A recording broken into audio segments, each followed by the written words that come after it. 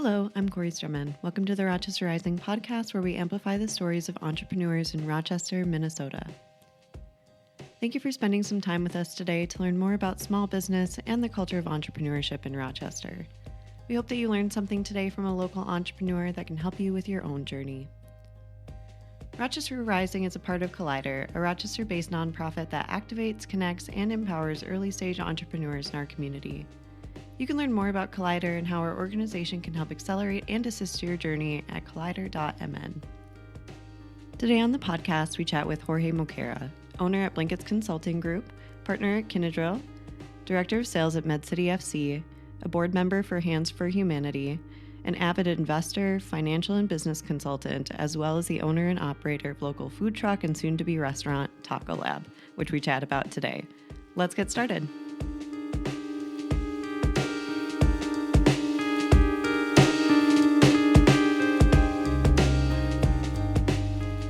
Welcome. Thank you so much for being on the show with me today. Hi, good to be here. Wonderful. Well, before we launch into the business side of things, tell me a little bit about you. What are some of your hobbies, interests, and pastimes outside of work? Good question. A little bit of everything. Quite an active person. I love the outdoors. So we try to be as much as we can with this beautiful weather we have in this neck of the woods. Try to be outdoors as much as possible. Hiking, camping, you name it. Yeah. Water activities. Water is my element. Yeah. So when I was younger, in Ecuador is where I come from. I used to surf. So we did that for a while. And now there's no waves except in Lake Superior, sometimes in the winter if you're bold enough. So we'll do more kayaking and lake activities. Sure. Some river activities as well. Guitar. I love music, arts in general, which is a good balance to the business side too. Right. Yeah, absolutely gives you a break. Yep, you bet. Well, you kind of answered my next question. You are not from Rochester originally. Not originally, no. What brought you here? That's another good question. So back in 2008 is when I met my wife. I was at the time a college student in Ecuador.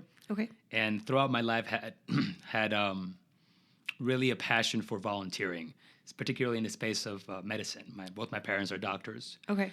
And so very young age, I started volunteering in these mission trips that were put together actually by a organization who's local here in town, Hands for Humanity Foundation. Sure. And they do orthopedic surgery on low-income or challenged families in Ecuador, in Puerto Viejo, which is where I'm from. Long story made short, my wife actually was one of the volunteers at that mission trip, particularly in '08, and I met her there.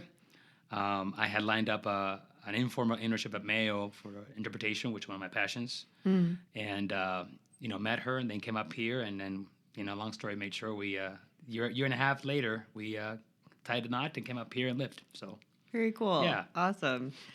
Well, you kind of touched on this, but what is your background in both education and then in work? So I went to school for business to begin with. I did a year of business, and in that process, I found that I loved art and language in particular. I've always been a fan of English. Been learning it since I was 5. Sure. And decided to switch majors. Decided to switch to translation and interpretation, which is what I ended up studying for the rest of my tenure in school. And I did a minor in business. Okay. That's what my background academically is. Yeah. And then in terms of career, that's a loaded question. I've done a few things. So I started with translation and interpretation. Did my schooling in Ecuador, came up here for the internship, like I mentioned, and eventually did get into Mayo as an interpreter. Did that for, I think, 3 years or so. Okay. Met some wonderful individuals that still work there today, and made a lot of friends. Learned a lot. It was a year of transition and a lot of learning on my end, as you can imagine, having never lived in the States before, let alone upper Midwest. I'm a straight transplant, as we call them. So I went from the hot beach and the hot sauna type weather to the beautiful cold weather. Yeah, that's quite a transition. A lot of adjustment during that period of time in my life. And then after that, I discovered that I had a knack for business. I've always had it. And so I got recruited from Mayo Medical Laboratories to be a regional manager for South America. Oh, okay. So I did that gig for 3.5, almost 4 years in total. A lot of travel. I mean, I was traveling internationally 3 weeks out of every month. Wow. And it's all in South America. And so it was long commutes, long hours of flights. you rack up those miles, but it wears on you after a while. Sure. Love getting to see all of my beautiful continent. You haven't been, I recommend it. It's a phenomenal. I'm not. It's on the list for continent. sure. Happy to give you pointers, but after about 2.5 years of doing that, I got my daughter. Her name is Aitana, and she is now 8. But that changed things. That was a pivotal moment for me. Sure. There was a few things that happened. Even it was a natural disaster, a huge earthquake in Ecuador in 2016. Sure. At this point, they had expated me to Ecuador, so I was living in the territory. Okay. I moved myself, my wife, my pregnant wife at the time, et cetera, et cetera. So it just was incompatible for my lifestyle with a child. I really wanted just to be home, and the travel was so intense that, I asked the clinic if I could come back. The clinic said no, and I said okay. So that was, in hindsight, was a very difficult moment. I mean, I went from being, regional sales manager for Mayo Clinic Laboratories to selling insurance door to door, which is what I ended up doing. Okay, sure. So that was a huge pivotal moment in my life.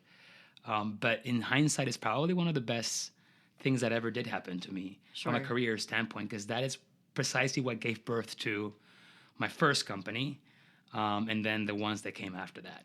Sure, absolutely. So a loaded question. Yeah, absolutely. So what would you say initially sparked your love for cooking, and what kind of led you to decide to start Taco Lab? I've always loved to cook. I'll be the one that I would hang out with my mom in the kitchen when I was growing up, just seeing what she would do. She always wanted a daughter, never got one. And in some respects, I ended up being that for her, because I was just in the kitchen all the time, learning from the master. And so I grew up with that love and passion for cooking. I'm always trying new things, even, as a younger kid. I've always tried to just combinations and creations and just let creativity flow. I told you I love arts. And I think cuisine is in some respects that for me. It's just an outlet for creativity and just relaxing. I enjoy it. So it's beautiful that life gave me the opportunity to make that also a business venture. Right. Finding the right partner at the right time was nothing that it was pure chance. And I think some of the best businesses kind of happen in that same respect, happen kind of by chance, a combination of factors. Yeah. At the right time. Absolutely. In what year did you launch that business? Taco Lab. Taco Lab was formally created in January 25th, 2021. Okay. Yeah. Tell me a little bit about the transition that you're making into having a restaurant as well as the food truck.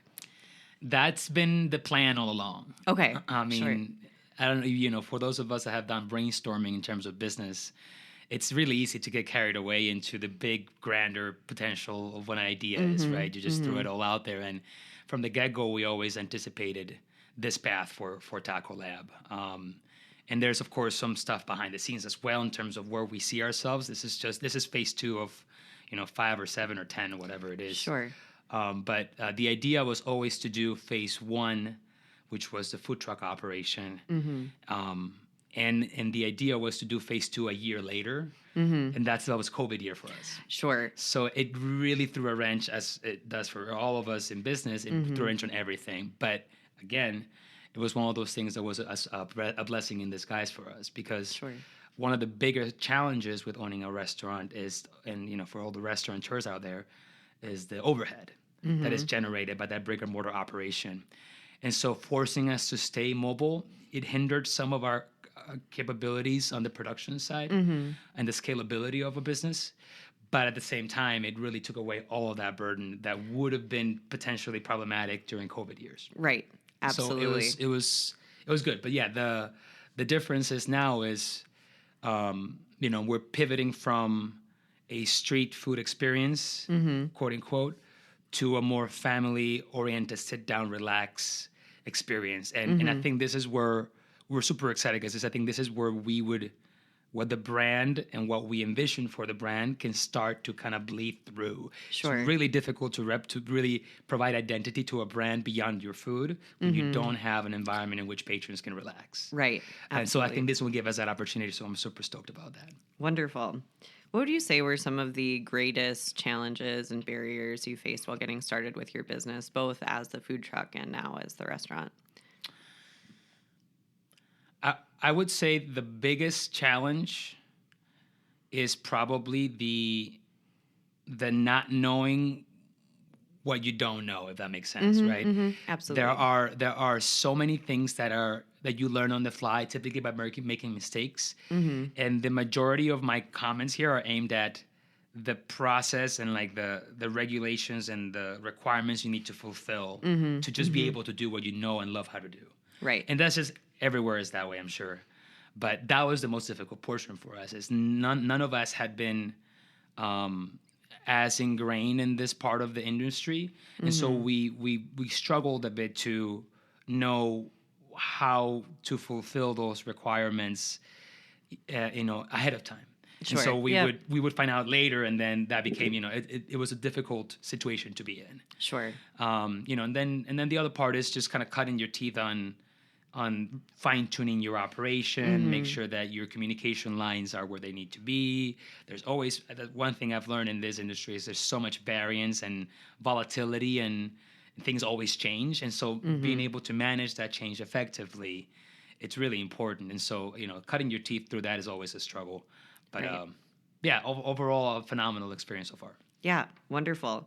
Well, tell me a little bit about the cuisine that you guys serve and kind of the range of things you serve. Obviously, there are tacos involved, but if you just want to expound upon that a little bit. Yes. This all kind of goes back to the name, right? We thought long and hard about what to call ourselves, and there were some pros and some cons on the name. I think but one of the bigger cons was having the name taco in it. We put us in a square little box, right? Sure. And it's really hard to kind of break out of that because you get known as a taco stand. But I think that was in hindsight a really good move, because it is predominantly started as a creative taco operation, right? You think about some of our Asian inspired tacos, the Kung Fu tacos have been a hit. I think that the branding that came with it also kind of makes it fun and playful for audience as well. Some of the names that are out there trying to be creative. Tell you, those are the most fun sessions I've had in terms of trying to name our dishes. Yeah. But that's slowly evolved into what should hopefully transpire in this new space, which is a bit of a reach outside the taco space to more different types of cuisine and plates with different fare. So we've towed the water, for instance, with biryamen, which is ramen noodles with a birria, Mexican birria. That was well received. We're towing the water with the mariachi, which is some of our specialty sandwich he came up with, also Mexican inspired. Sure. So that's how we've done it so far. I think in the next phase you can expect more of that, and certainly beyond just Mexican inspired, bleeding into Latin American and even just world inspired dishes. Yeah, awesome. What do you find most rewarding about your work?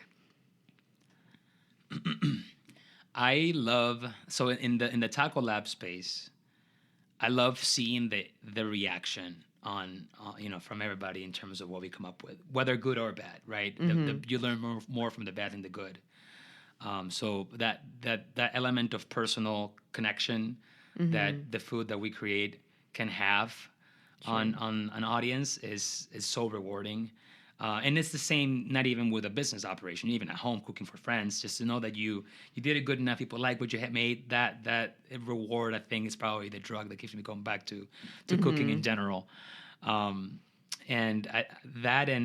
being able to get in touch with the community here locally in the Rochester and the greater area. I mean, we've gotten requests and all as far as in Wisconsin and Iowa, and you just don't know that you're going to have that impact. And so seeing that reach and being able to meet all these business owners that are in a similar situation that we are, creating that ecosystem, it's just phenomenal. Wonderful. Well, do you have any idea of when the new space will be opening, and where can people find the food truck in the meantime? Absolutely. So we are hoping to be open the new space by April 1st. Okay, awesome. Yeah, maybe sooner, but I think we're about a month out for all the renovation. We're doing a facelift on the space and all that. Sure.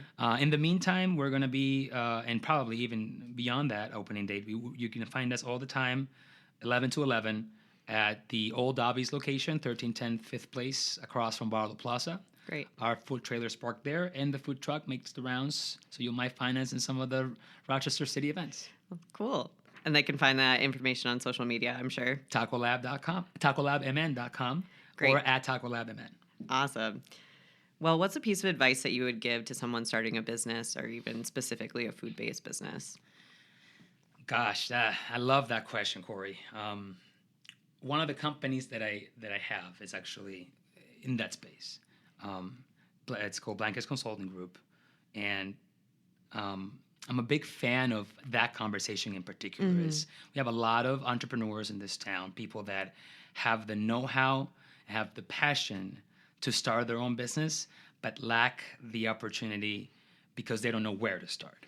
Sure. Right. So I would think, first of all, a conversation with someone like Collider is a phenomenal place to start all the time. But I think in a more practical tone or note, not being afraid of using the resources that are available, and there are some available in our community. Reaching out to the city and the county, they can be surprisingly helpful in answering some of the questions you may have. Again, a lot of the roadblocks you're going to encounter are on, do I need to incorporate an LLC? How do I do my segmentation of tax for tax purposes? All those questions, resources like Collider, and there are some of those in the community, can be super helpful. I would say beware of Google information. It's not always accurate.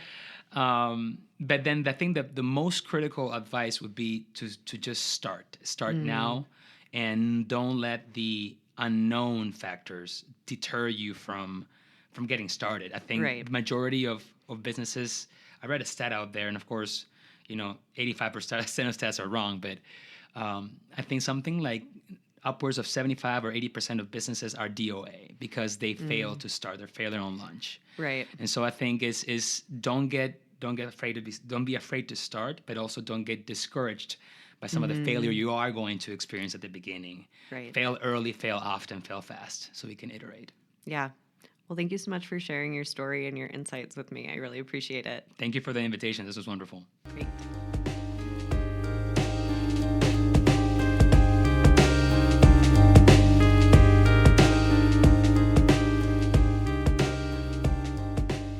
You can learn more about Taco Lab by clicking the link in our show notes. And thank you for tuning into the podcast today. We are so appreciative of your time spent listening and of your support of our work here at Collider. If you know an entrepreneur who would benefit from the conversation today, please share this podcast with them so that they can benefit from the experience of other business owners in the community. We launched Rochester Rising in 2016 to tell stories of entrepreneurship taking place within the city of Rochester, especially stories that otherwise would not have been told, and to take the time to understand each entrepreneur and what their experience has been like in this community. If you find value in this podcast, please consider donating and lending support to Collider's efforts to share the stories of Rochester entrepreneurs and inspire others on their journey. You can find more information about our tip jar and how to donate in our show notes. Thanks again for tuning into the Rochester Rising podcast.